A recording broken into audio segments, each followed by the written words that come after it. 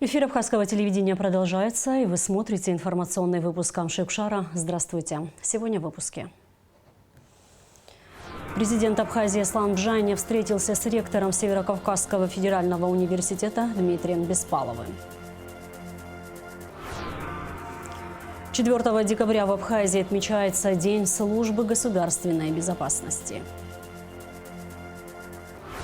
Главный редактор медиагруппы «Россия сегодня» и телеканала Russia Today Маргарита Симонян встретилась со студентами АГУ.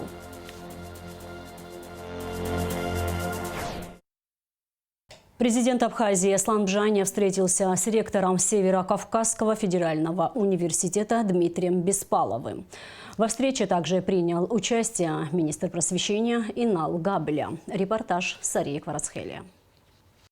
Северокавказский федеральный университет успешно сотрудничает с Абхазией с 2014 года. За это время совместно с Минпросом республики разработан проект закона об образовании, который сейчас находится в законодательных органах, отметил ректор Северокавказского федерального университета Дмитрий Беспалов на встрече с Асланом Бжаня. Добро пожаловать в Абхазию.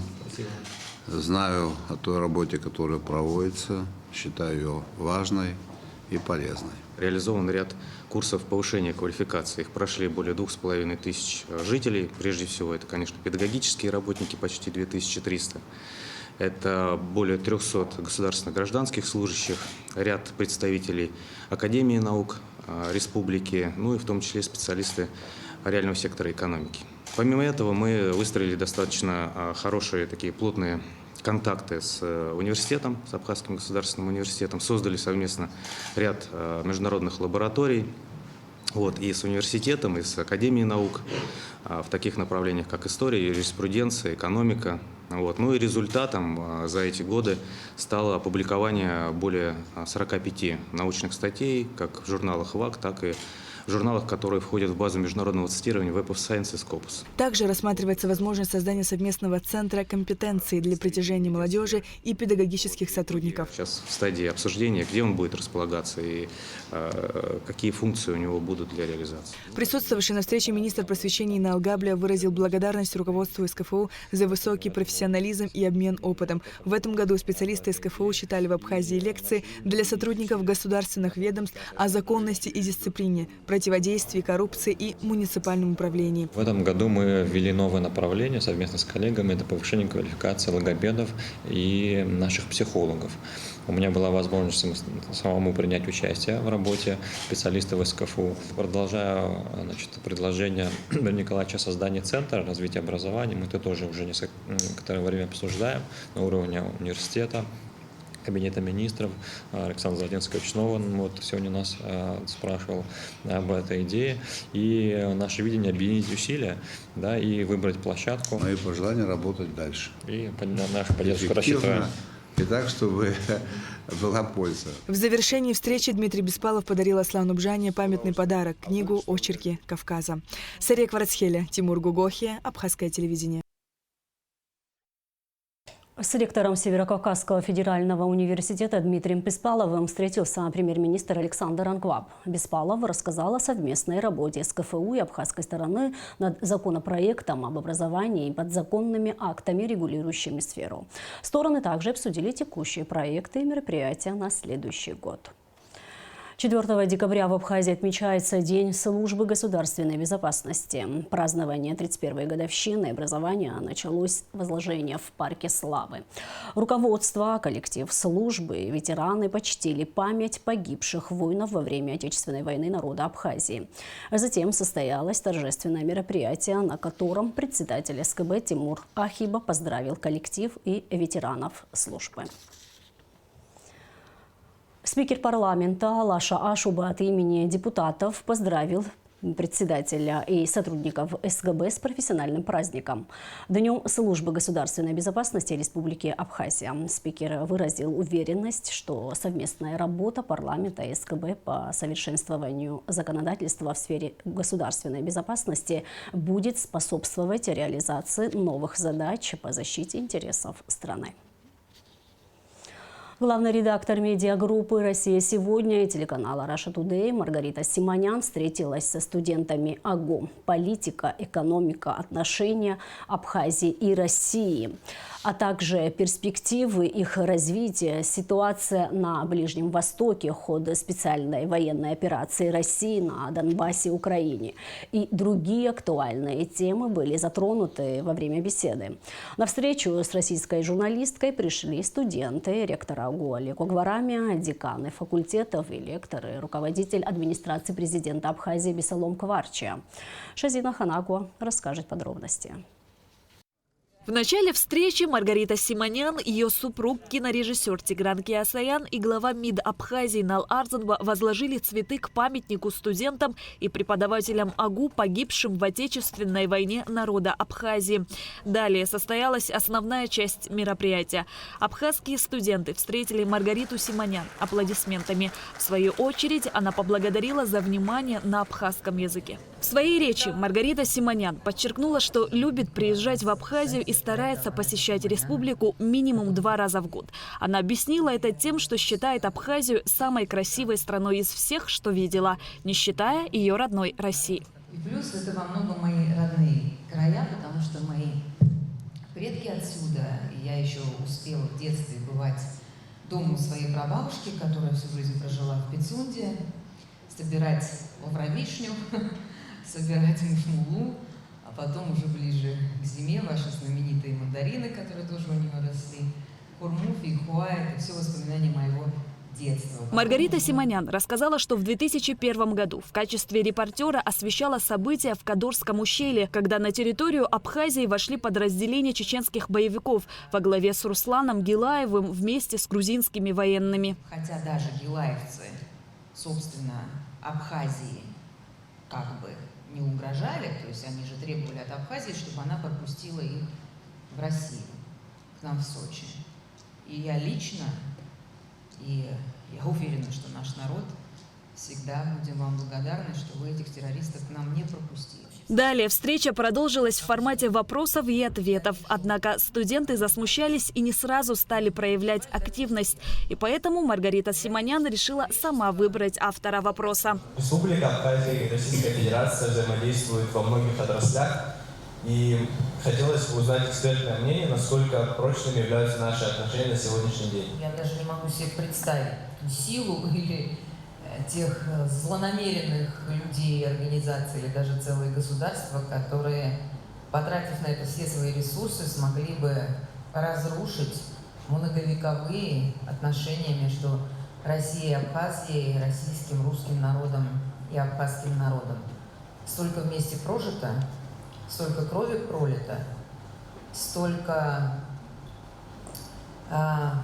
взаимного, знаете, вращения друг в друга наших культур. В России вы, сейчас, к сожалению, с образованием, как и везде, не очень все красиво, поэтому в России вы, наверное, сейчас найдете человека, который не читал бы Фазиля Искандера. Хотя в поколении моем, и тем более наших родителей, такого человека и найти было нельзя. Не обошли стороной и экономические вопросы. По мнению Симонян, Абхазии нужны инвестиции, и они появляются. На это она обратила внимание, прогуливаясь по столичной набережной, где запустили ряд новых туробъектов мирового уровня. По центру Сухума, и я вижу, что это все развивается в этом направлении. Я видела несколько потрясающих гостиниц абсолютно мирового уровня, которым было бы место и в Сочи, и в Рио-де-Жанейро, и где угодно. И я вот спросила у вашего министра, это кто строит, это ВЭП строит, это ВТБ строит. То есть это российские инвестиции. Значит, российским инвестициям здесь не страшно, они чувствуют поддержку, иначе инвестиции не приходят, когда они понимают, что завтра кто-то передумает и тебя отсюда выгонит, но кто же будет тратить деньги. Значит, руководство Абхазии ведет правильную работу по гарантиям для этих инвестиций, а это, безусловно, значительная часть обеспечения будущего Абхазии, потому что земля-то у вас невероятная, фантастическая, нигде в мире такой нет. Студенты затронули ряд вопросов о международных отношениях и, в частности, о ситуации в Закавказском регионе. Как вы смотрите на отношения России ввиду весьма сложных отношений, в особенности с Арменией, чуть-чуть потеплевших с Грузией? Как вы считаете, во что они выльются в будущем? При нынешней власти в Армении ничего хорошего в отношениях между Россией и Арменией я не вижу. Я предвижу только ухудшение этих отношений. Я говорила об этом с самого начала, с 2018 года, когда Пашинян пришел к власти. Я же сама армянка, как вы знаете, и мне было совершенно очевидно, что он приходит к власти, будучи ведомым теми силами, американцами в первую очередь, которые стремятся оторвать Армению от России и создать на Кавказе очередную антироссию, которую они столько лет создавали на Западе, я имею в виду на Западе от России, на Украине, а теперь вот на юге, в Закавказье. Наплевать не то, что на интересы России, но наплевать на интересы собственного народа. Вы видите, как позорно он сдал Карабах, ничтоже сумняшися, вообще пальцем не пошевелив, для того, чтобы его сохранить. С Россией отношения у Пашиняна будут только ухудшаться. Если Пашинян будет продолжать при этом оставаться лидером Армении, значит, они будут ухудшаться у Армении как государства. Темой для обсуждения также стала Грузия, с которой Россия разорвала связи еще с 2008 года, когда Грузия напала на Южную Осетию. Грузинское руководство, которое там у власти сейчас, посылает некие разумные сигналы. У нас есть сведения, что грузинское руководство со всех сторон подначивали с тем, чтобы они открыли второй фронт здесь у вас, как бы отвлекая силы России от нашей работы на Донбассе и на Украине, с тем, чтобы Россия была вынуждена распылять усилия, да, тяжело же. Понятно, что Россия не бросила бы Абхазию, если бы Грузия сейчас пошла очередной войной на Абхазию. Понятно, что Россия, конечно, стала бы помогать, а это значит, отвлекала бы силы оттуда. А силы, они не безбрежные, потому что там, как вы знаете, мы сражаемся ни с какой, не с Украиной. На Украине хватило 3 дней. Мы сражаемся со всем НАТО. А НАТО — это все-таки мощнейшая армия в мире, что уж тут говорить. Так вот, грузинское руководство этого не сделало. Абхазскую молодежь заинтересовала позиция Маргариты Симонян по поводу происходящих событий на Ближнем Востоке. Война между Израилем и террористической организацией «Хамас» в секторе Газа. Те зверства, которые устроил «Хамас» в тот день, 7 октября, в Израиле, никак не оправдывают, ни одной секунды не оправдывают те кратно превосходящие зверства, которые после этого Израиль устроил в секторе Газа.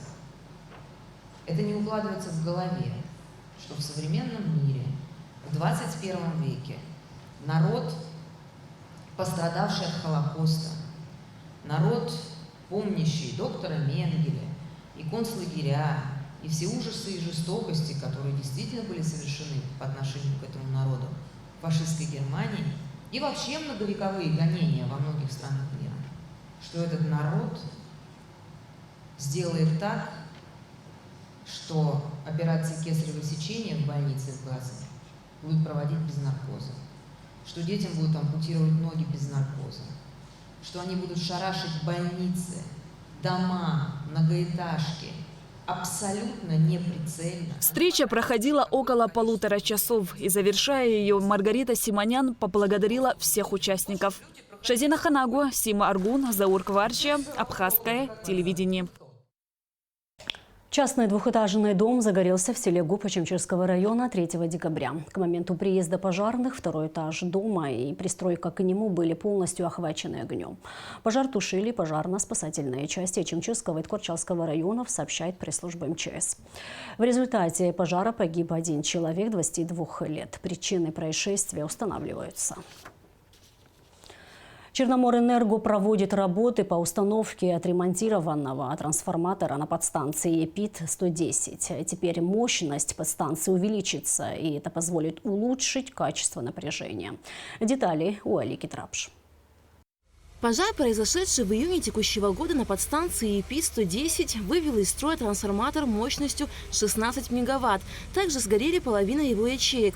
Тогда бригады Черноморэнерго приступили к постройке линии 10 киловольт, чтобы связать подстанции ЕПИТ и Баслат. Это позволило подать напряжение в село Яштхо. По сухому специалисты СУЭС наладили энергосистему города для подачи напряжения по аварийным схемам. Было принято решение все перевести на один трансформатор, который мощностью 10 мегаватт, чтобы дать людям хоть какой-нибудь свет. И по городу были распределены, которые на другие подстанции. То есть обеспечили полностью везде всех светом. Загоревшийся трансформатор был демонтирован и перевезен на ремонтную площадку. И вот спустя полгода трансформатор мощностью 16 мегаватт восстановили и вновь установили на подстанции. По словам специалистов, теперь мощность подстанции увеличится, так как будут работать два трансформатора, что позволит улучшить качество напряжения. И сегодня еще будут заменены круг 10 киловольт, ячейки тоже делаются. И сегодня идет демонтаж старого оборудования, отделителя 110 киловольт, который обеспечивает работу этого трансформатора. Вместо него будет установлен новое оборудование, ВМГ, он будет обеспечивать безопасность этого трансформатора. Сейчас мы, если установим здесь ячейки еще, этот трансформатор будет обслуживать новые ячейки, которые мы будем устанавливать, а тот 10 мегаваттный, те свои ячейки он будет обслуживать. Все ремонтно-восстановительные работы на подстанции ЕПИТ-110 Черноморэнерго проводит своими силами. По словам специалистов, работы по установке ячеек и подключению трансформатора 16 мегаватт будут завершены в течение 10 дней. Подстанция ЕПИТ обеспечивает электричеством половину центральной части Сухума, район Виема и село Яштхо. Альга Трапшрамукамки, Абхазское телевидение. В рамках форума Организации Объединенных Наций по вопросам меньшинств генеральный секретарь Федерации Кавказских культурных центров Сельчук Улташ и представители Кавказского культурного центра в Стамбуле Эльчин Башул выступили с докладами о существующих проблемах, с которыми сталкиваются Абхазия и черкесы.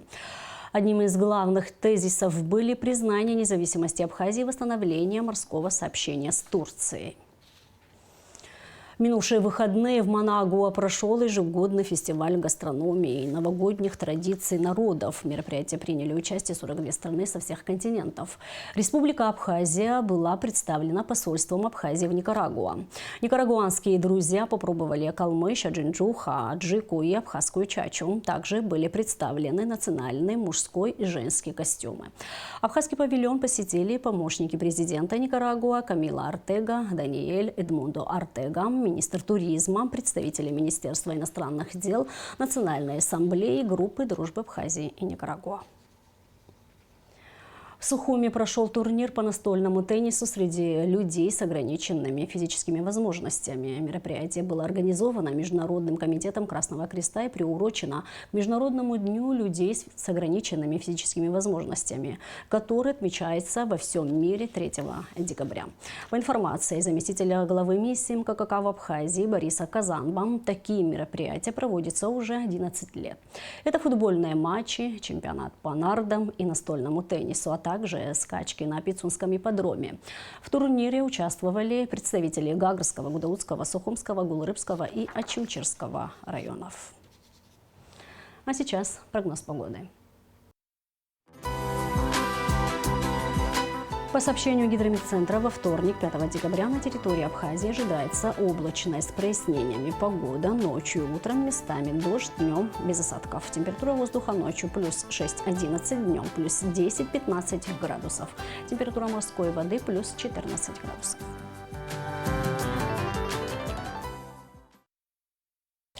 И на этом наш выпуск завершен. Всего вам доброго и до встречи в эфире.